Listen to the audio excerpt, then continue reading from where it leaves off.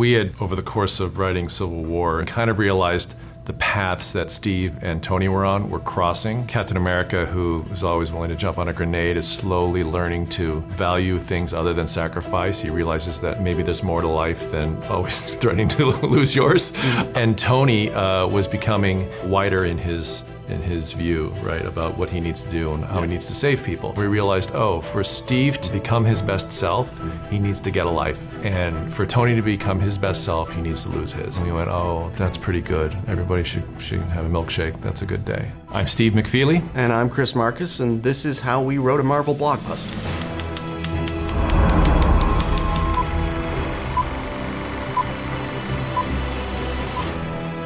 Our relationship with the MCU has been largely based around Steve Rogers, Captain America. It's been very satisfying. You rarely get to take a character through that many changes. It gave us a lot of windows that we were able to reach through for Endgame. It was always going to be Avengers 3 and 4. It was always intended to be two separate movies. I mean, that was from on high from Kevin. He did not want to make a two-parter. They're very different structurally and tonally, and that was always our intention. I remember no one from Marvel ever asked us to write these movies.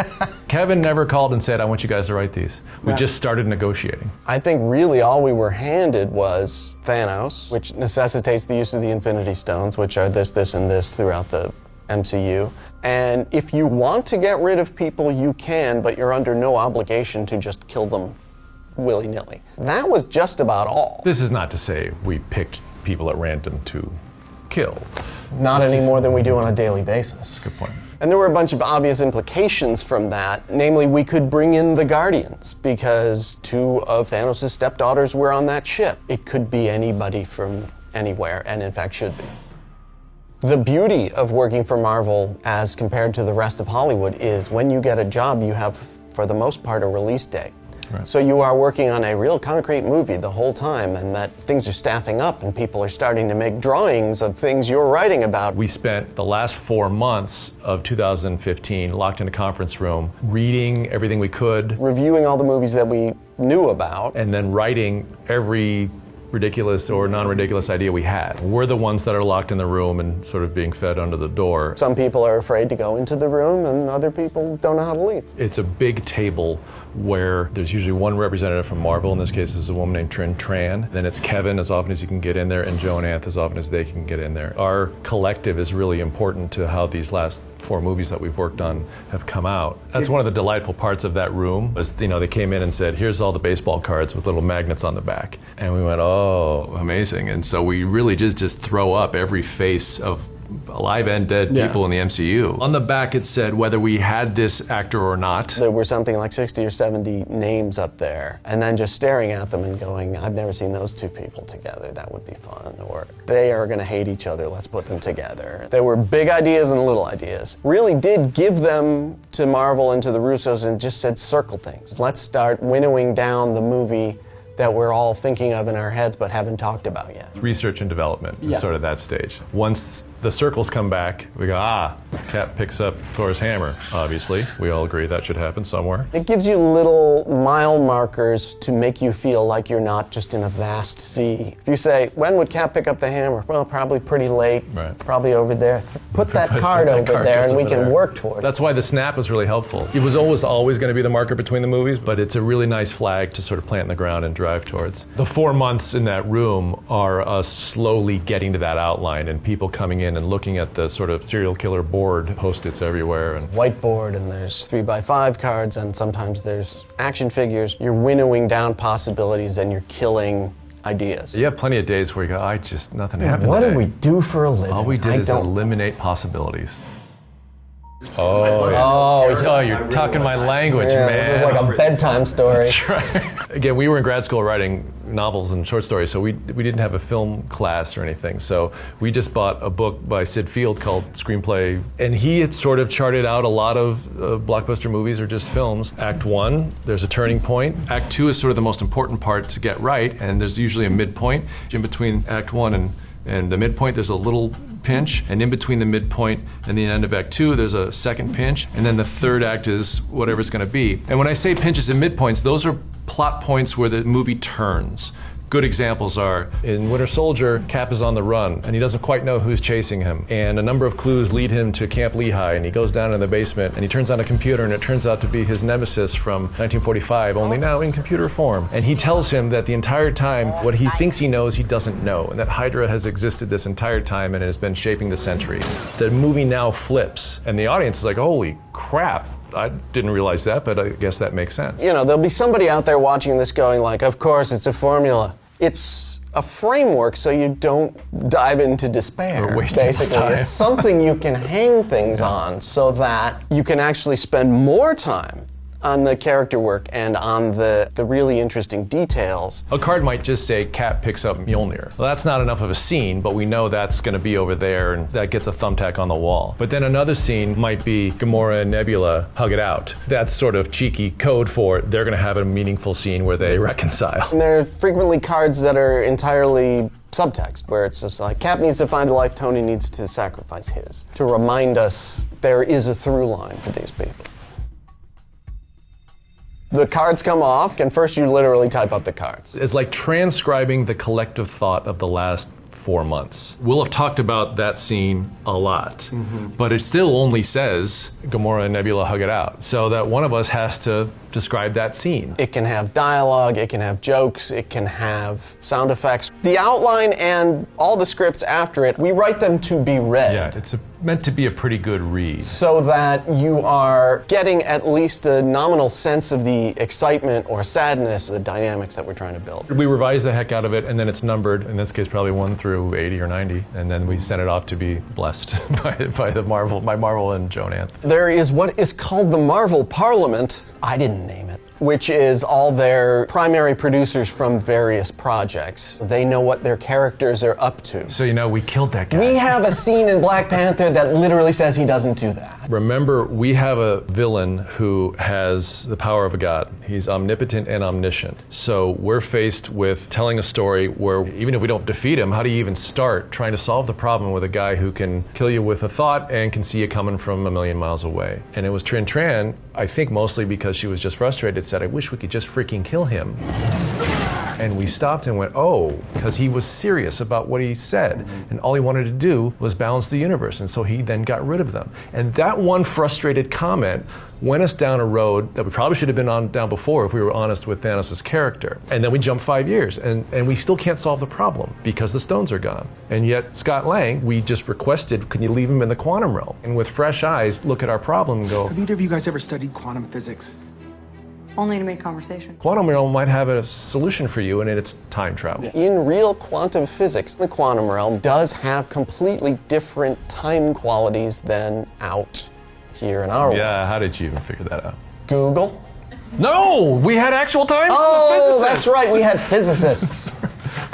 We had experts come in and say, if it could happen, that's one of the ways it could happen. No, they said Back to the Future is bullshit. They did. And we went, oh, how dare you. No offense to the makers of Back to the Future. Fuck Gale, that's right. And that was really helpful to us, clearly. It's the holy grail of nerddom. It was, first we shied away from that. We said, okay, we're gonna time travel, but we're gonna go to places we haven't been before because we don't want it to seem like we're patting ourselves on the back. But then wiser heads prevail and go, well, there's a very satisfying thing to do, which is glance off what you already know and go down a different direction, which allows Steve to say Hail Hydra in an elevator that vaguely resembles the elevator from Winter Soldier, so you're getting all these different little tweaks of satisfaction as it goes along, yet it's progressing the primary plot. That sequence where they're figuring it out in the movie is patterned after all of us sitting in the room going, wait, you know who else is alive during that time period? The Ancient One. Use them to bring everyone back. Just like that. Yeah, just like that. Changing the past doesn't change the future. Look, we go back, we get the stones before Thanos gets them. Thanos doesn't have the stones. Problem solved. Bingo. That's not how it works. Being able to sort of weave these threads together, that was a lot of fun. Once we got the okay to write the script, what we then do is we assign a page count to each scene. So Chris will take number 1 through 7, I'll take 8 through 14, and we will go away for a week. It's generally in our individual houses, done at our own pace. Your pages are due on Friday or Monday, say, and then we swap. And usually there's a text in the morning, ready? Almost. And then we put them together, and then we read them out loud, and then assign the next week's work. I did a fight scene last week, you're doing it. That's right, yeah. And they'll change a lot, big action set pieces. So we really do try to dole those out equally, because you just have to get the raw material down. If you're uninspired, you can wind up just writing everything in all caps and going, bam, he throws up, bam. It's about how our characters are progressing through that action sequence and what does it mean for their character and what does it cost to go through it. And we work that way, checking in every week until we have what we call the Frankenstein draft. And that is long, repetitive, some gold in there, a lot of chuffa. Once the Frankenstein is on its feet, then we're largely together trying to hack it into shape. Functional is the best thing you could ask for from a first draft. We sit together for however many weeks it takes and read through it and edit as we go and write new scenes. That's when it goes from semi-failed experiment to functional script. We meet our deadlines, and then that's first draft. It was almost like the draft was a progress report on where we are now and where do we want to get to. Let's all work on that. Thanos was delightful. It's strangely a breath of fresh air to be handed a 12-foot tall purple man. He's a character who controls every scene, basically. And then when he does not control the scene, say on Vormir, he's thrown for a loop, it becomes incredibly dramatic because he's faced with this really big choice, and then he ends up controlling the scene again at great cost. Not every character always is that sort of like a rhinoceros, 2016, May 1st is both drafts are in. And then we're in prep all the way through the rest of 2016. So that's at least 5 or 6 real drafts of each one. We're getting notes back and we're having new ideas about how to fix it, winnowing down and really focusing on what these movies are about. Lila, let's go. Lila? Honey? That was originally written for Infinity War. Hey, babe! To illustrate that people weren't just snapping off on the battlefield. It wasn't just Thanos getting rid of his enemies, that it was happening on a more global scale. So that when Thanos snapped his fingers, suddenly you saw Hawkeye, who you hadn't seen for the rest of the movie. And it didn't work in the pacing of it. It forced a reset of tone. And I think it was Joe Russo and Anthony who said, let's put it at the top. It lasted one cut. And think about what it does now as the first scene of Endgame. It shows you a character you didn't see a year ago. The audience is ahead of the character. And now they're watching going, oh no, you're not really gonna, you bastards, are you really gonna do this in front of me? Reinforces what you felt at the end of Infinity War so that you are relaunching right back into it. The draft process particleizes once the cameras turn on, so that you're doing 15 drafts of one scene. Joe and Anthony are now sitting across the table from us, and we've put it up on the screen, and we're reading it out loud, and we are, everyone's weighing in like, we can beat that, or we can cut that, or what have you. As the departments come on, it's becoming more interactive. It's all part of the character building, storytelling process, and you're just getting more tools as the movie solidifies around you. Oh my God! Oh my God, it's so good to see you. Remember, we were inheriting a Thor from Ragnarok who was very well and radically retoned from the previous Avengers movies. So we had to fly in Hemsworth and Taika Waititi. Word was getting out from Australia, do you guys understand what we're doing with this movie? And we're like, no, I don't know what you mean. Yeah, you're on another continent. Are you making him an idiot? I don't understand.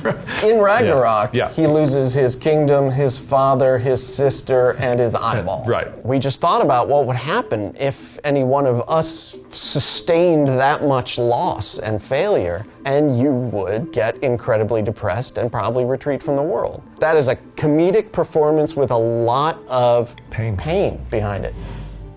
At the beginning of every day, Chris and I are there for rehearsal, and if anything were to come out of rehearsal, like somebody doesn't like a line or the door is now a window, we will tweak or provide alts. That's a big one where we just 8 or 9 different jokes that somebody could say. Once they start shooting that, they're going to shoot that all day, so our job is kind of done. So at that point, we're either revising things we need to do on Infinity War, if that's where we are, or we're looking ahead and trying to shine up Endgame. The footage was going directly to Jeff Ford, the editor, who is assembling the movie as it is shot and really clarifying what we've got, what we don't have, because the set is still there. If we can get these actors back in the room and have them say, we have to go there, you know, sometimes a much better line than that, this will all tie together in a much more organic way. And if you don't mind my asking, where the hell have you been all this time? Well, she was always going to be in it, but we didn't have much to go on. They had cast her, and that was it. It is a tough balance to strike when you have a character that powerful, who you're going to bring in, and you don't want it to seem like, well, we just brought in this person who can clean the house that we couldn't clean in the previous movie. So we had to decide on a balance between not making it feel like a cameo, but not having her around so much that she solved all the problems for everybody. It also wasn't the point of the movie. The point of the second movie was saying goodbye to the original 6 Avengers. So their stories were going to be way up here. We had the same issue a little bit with Black Panther in Infinity War because people go, oh, Black Panther, he's coming back 2 months from now. All right, I'm gonna get a lot of Black Panther. And he got some, and we went to Wakanda, but he wasn't the lead character. It was not fair to the other 6 Avengers to have Captain Marvel come in and solve all their problems. It didn't seem like good storytelling. We probably wrote the last thing for Endgame January or February of 2019. We knew we'd have about a month of reshoots, particularly final battle stuff. It was just so ambitious. It is more correctly entitled additional photography. It wasn't stuff we got wrong, it was stuff that we didn't know we needed or we knew we needed but could never get. Yeah, we did a few tweaks early this year. The end of the movie was always on the board from, say, October of 2015. It was a big responsibility. I mean, you don't want to arbitrarily kill him. Nor would we be able to. But it has to be the right end to that arc. And God knows how many movies now as Tony Stark. To get him to that point where that was the only thing left for him to do was sacrifice himself. Boy, it made me happy when people responded in the movie theater and got what that meant. It's straight out of a splash panel. Whenever a hero dies in the comics, you get these sort of big 2-page spreads where everybody's there and they're sad and they're in various versions of their costume. We called it the wedding for production so that if something was lying around, it didn't say Tony's funeral. And it was a bit of a tour through the MCU, through what has happened before, saying goodbye to the person who started this cinematic sequence. It's not when people die that is sad for the audience. It's when the people left behind have to react to it. I get choked up when we move through all those people at the end of Endgame. I get choked up at the end of Infinity War. When people like Okoye are so devastated because T'Challa has just disappeared in front of her. I'm not devastated because T'Challa disappeared. I'm watching her reaction. I'm watching Rocket's reaction to seeing Groot disappear. And it's almost something Tony would have been uncomfortable with in life. He would have made a joke about it. He would have brought AC/DC out to play. Which would have been. Well, it would have been cool, but they're busy, and he is very much not there. But that's why we set up his giving of his own eulogy in the very beginning of the movie with this device where he could record into his own helmet because we knew we wanted him to comment on his own demise at the end. We always thought it was incredibly apropos that Tony Stark give his own eulogy. Usually, your good guys lose, and they lose for 5 minutes, and now, they find a new way to get around it, and the movie ends. What happens when they lose at the end of the movie? And then you gotta wait a year, and then we wrap it in saran wrap because we cut the bad guy's head off and we take the stones And away. that really is how you keep this unprecedented thing like the MCU alive. Most of these movies have ended with a win. We wanted to see what happens to their personalities when they don't, when they, very, very definitively lose. These are confusing times. When we tested this with various secret audiences, they always said, first part's the slowest. And we went, well, We know that, but I'll guarantee you if we cut it in half, even if we could, when Cap picks up the hammer, when he says on your left, it wouldn't resonate as much because you hadn't gone so dark before. Really want to make them feel that we value these characters as much as they do. The watchword was stick the landing, right? And that's why the code name for these was Mary Lou, just because it was named for Mary Lou Retton.